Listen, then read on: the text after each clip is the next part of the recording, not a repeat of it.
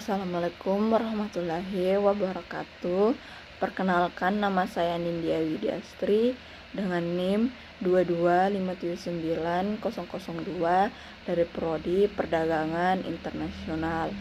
Nah, kali ini saya akan membahas materi mengenai kontribusi Alfred Marcel terhadap ekonomi neoklasik marginalis. Nah, Alfred Marcel seorang ekonomi Inggris yang dikenal sebagai salah satu pendiri utama ekonomi neoklasik. Nah, karya-karyanya yang komprehensif terutama dalam bukunya Principles of Economics pada tahun 1890 memberikan fondasi bagi analisis ekonomi modern.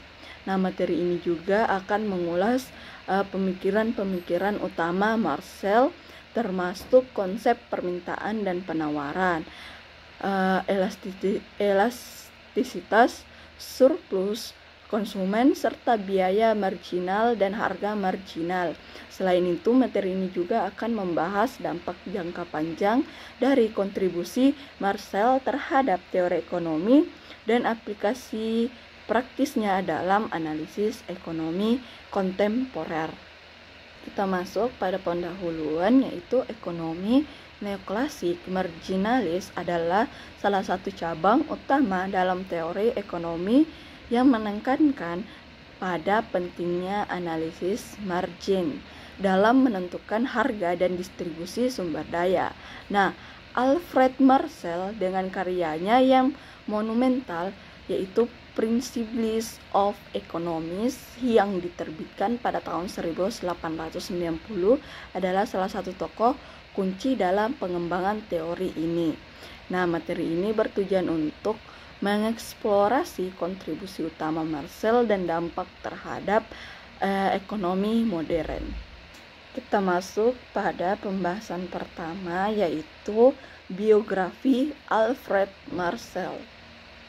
Nah, Alfred Marcel lahir pada tanggal 26 Juli tahun 1842 di Bermondsey, London. Nah, ia belajar di St. John's College atau Cambridge, di mana ia awalnya fokus pada matematika dan fisika sebelum akhirnya beralih ke ekonomi dan menjadi profesor ekonomi politik di Universitas Cambridge pada tahun 1885. Nah, di mana ia mengajar hingga pensiun pada tahun 1908. Nah, selama karir akademiknya ia berperan penting dalam mendirikan Cambridge School of Economics. Nah, karya terbesarnya itu Principles of Economics yang diterbitkan pada tahun 1890. Nah, buku ini memperkenalkan konsep-konsep penting seperti elastisitas permintaan, surplus konsumen, dan marginal utility yang telah menjadi landasan bagi banyak teori modern. Nah, Marcel juga dikenal karena pengembangan konsep waktu dalam analisis ekonomi, membedakan antara periode pendek dan panjang dalam teori penawaran dan permintaan. Nah, Marcel menikah dengan Mary Paley. Nah, salah satu mahasiswa ekonomi perempuan pertama di Bright, yang juga berperan penting dalam kontribusi akademiknya. Nah, pengaruh Marcel meluas melalui murid-muridnya, termasuk ekonom terkenal seperti John Maynard Keynes. Nah, Marcel meninggal pada tanggal 13 Juli 1924, tetapi warisannya tetap hidup dalam teori dan praktik ekonomi modern. Kita masuk pada pembahasan kedua, yaitu teori permintaan dan penawaran. Nah, salah satu kontribusi utama Alfred Marcel dalam bidang ekonomi adalah pengembangan model permintaan dan penawaran. Nah, model ini menjadi dasar untuk memahami bagaimana harga dan kuantitas barang yang diperdagangkan di pasar ditentukan melalui interaksi antara permintaan konsumen dan penawaran produsen. Nah, dalam model Marcel, kurva permintaan menggambarkan hubungan antara harga barang dan jumlah barang yang konsumen bersedia dan mampu beli pada berbagai tingkat harga. Nah, sebaliknya kurva penawaran menggambarkan hubungan antara harga barang dan jumlah barang yang produsen bersedia dan mampu jual pada berbagai tingkat harga. Nah, titik di mana kurva permintaan dan penawaran berpotongan disebut titik keseimbangan yang menentukan harga keseimbangan dan kuantitas keseimbangan di pasar. Nah, Marcel juga memperkenalkan konsep elastisitas permintaan dan penawaran yang mengukur sensitivitas kuantitas yang diminta atau ditawarkan terhadap perubahan harga. Elastisitas permintaan dapat dihitung dengan berbagai persentase perubahan kuantitas yang diminta dengan persentase perubahan harga. Nah, jika elastisitas permintaan lebih besar dari 1, permintaan dikatakan elastis. Jika kurang dari 1, permintaan inelastis. Nah, hal ini sama-sama berlaku untuk elastisitas penawaran. Nah, konsep elastisitas ini sangat penting dalam analisis kebijakan ekonomi dan keputusan bisnis. Misalnya, jika suatu barang memiliki permintaan elastis, produsen mungkin lebih berhati-hati dalam menaikkan harga karena peningkatan harga dapat menyebabkan penurunan yang signifikan dan kuantitas yang diminta. Nah, sebaliknya juga, jika permintaan inelastis, produsen memiliki lebih banyak kebebasan untuk menaikkan harga tanpa khawatir hilangnya banyak penjualan. Nah, teori permintaan dan penawaran Marcel telah menjadi alat analisis standar dalam ekonomi, digunakan untuk mengevaluasi berbagai fenomena pasar seperti efek pajak, subsidi, dan intervensi pemerintah lainnya. Pembahasan ketiga yaitu surplus konsumen dan produsen. Nah, Marcel menggunakan konsep ini untuk mengevaluasi kesejahteraan ekonomi secara keseluruhan dan dampak dari berbagai kebijakan ekonomi. Misalnya, dalam analisis dampak pajak atau subsidi, perubahan dalam surplus konsumen dan produsen dapat menunjukkan bagaimana kesejahteraan total masyarakat berubah. Nah, pajak biasanya mengurangi surplus konsumen dan produsen, menciptakan kerugian efisiensi yang dikenal sebagai deadweight loss. Nah, sebaliknya subsidi dapat meningkatkan kesejahteraan total dengan meningkatkan surplus konsumen dan produsen. Nah, meskipun juga bisa menimbulkan distorsi pasar dengan menggunakan surplus konsumen dan produsen, para ekonom dapat menilai keuntungan dan kerugian dari kebijakan ekonomi, intervensi pemerintah dan perubahan dalam kondisi pasar, serta membuat rekomendasi untuk memaksimalkan kesejahteraan ekonomi. Kita masuk pada pembahasan ketiga, yaitu biaya marginal dan harga marginal. Nah, dalam teori biaya marginal, Marcel menjelaskan bahwa keputusan produksi harus didasarkan pada biaya tambahan yang dikeluarkan untuk memproduksi unit tambahan barang.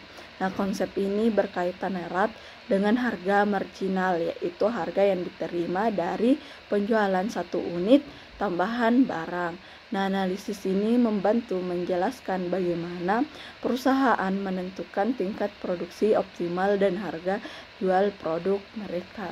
Nah, lebih jelasnya itu biaya marginal adalah biaya tambahan yang dikeluarkan untuk memproduksi satu unit tambahan barang. Nah, ini adalah konsep penting karena membantu perusahaan menentukan seberapa besar biaya yang harus dikeluarkan untuk tingkat produksi. Biaya marginal dihitung dengan membagi perusahaan total biaya dengan perusahaan jumlah output yang diproduksi. Sedangkan harga marginal adalah pendapatan tambahan yang diperoleh dari penjualan satu unit tambahan barang. Nah, ini berkaitan erat dengan konsep biaya marginal karena untuk menentukan tingkat produksi yang optimal. Nah, perusahaan harus membandingkan biaya marginal dengan harga marginal. Jika marginal lebih besar dari biaya marginal, perusahaan dapat meningkatkan keuntungan dengan meningkatkan produksi. Nah, sebaliknya, jika harga marginal lebih kecil dari biaya marginal, perusahaan harus mengurangi produksi untuk memaksimalkan keuntungan. Nah, hubungan antara biaya marginal dan harga marginal itu untuk mencapai keuntungan maksimal. Nah, perusahaan harus memproduksi pada tingkat di mana biaya marginal dengan harga marginal. Nah, pada titik ini perusahaan tidak dapat meningkatkan keuntungan lebih lanjut dengan mengubah tingkat produksi. Konsep ini dikenal sebagai kondisi keseimbangan perusahaan dalam teori produksi. Analisis biaya marginal dan harga marginal juga membantu bagaimana perusahaan menentukan harga jual produk mereka. Nah, dalam pasar persaingan sempurna, harga pasar ditentukan oleh kekuatan permintaan dan penawaran. Nah, dan perusahaan sebagai pengambil harga harus menyesuaikan produk mereka sehingga biaya marginal sama dengan harga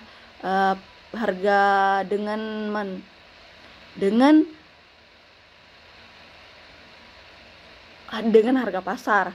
Nah, dalam pasar monopoli atau oligopoli, perusahaan memiliki kekuatan untuk menentukan harga dan mereka menggunakan analisis biaya marginal dan harga marginal untuk menetapkan harga yang memaksimalkan keuntungan mereka. Pembahasan terakhir yaitu pengaruh jangka panjangnya. Nah, pengaruh jangka panjang Marshall terhadap ekonomi sangatlah signifikan. Nah, banyak konsep yang ia kembangkan menjadi dasar analisis ekonomi modern. Nah, misalnya analisis elastisitas digunakan secara luas dan dalam penentuan kebijakan harga dan evaluasi kebijakan pajak. Nah, selain itu konsep surplus konsumen dan produsen membantu dalam analisis kesejahteraan dan distribusi. Nah, surplus konsumen mengukur manfaat yang diperoleh konsumen dari pembelian barang atau jasa pada harga pasar, sementara surplus produsen mengukur manfaat yang diperoleh produsen dari penjualan barang atau jasa pada harga pasar. Nah, analisis ini membantu ekonom memahami bagaimana keuntungan dan kerugian didistribusikan antara pelaku pasar serta dampak dari berbagai kebijakan ekonomi terhadap kesejahteraan masyarakat.